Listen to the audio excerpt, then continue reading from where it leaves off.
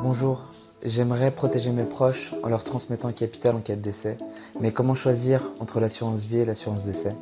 En effet, Kevin, ces deux produits sont souvent confondus, pourtant ils sont différents et ne répondent pas aux mêmes objectifs. L'assurance vie est avant tout un moyen d'épargner.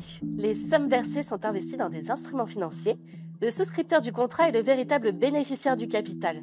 Mais en cas de décès, la clause bénéficiaire de ce contrat permet de transmettre le capital épargné aux personnes désignées.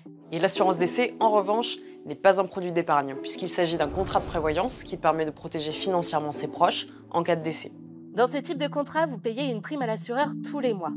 À votre décès, les bénéficiaires que vous avez désignés recevront un capital ou une rente dont les montants sont définis à la signature du contrat.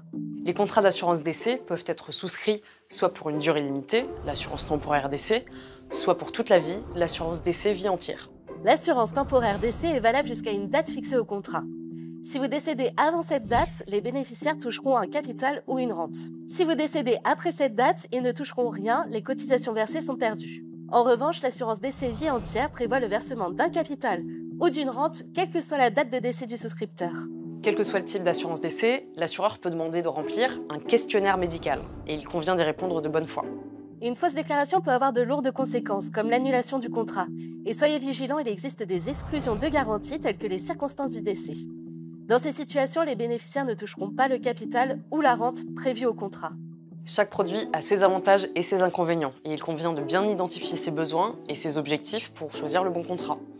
Voilà, vous savez presque tout. Pour plus d'informations, rendez-vous sur inc-conso.fr et à très vite pour un nouveau Consomag.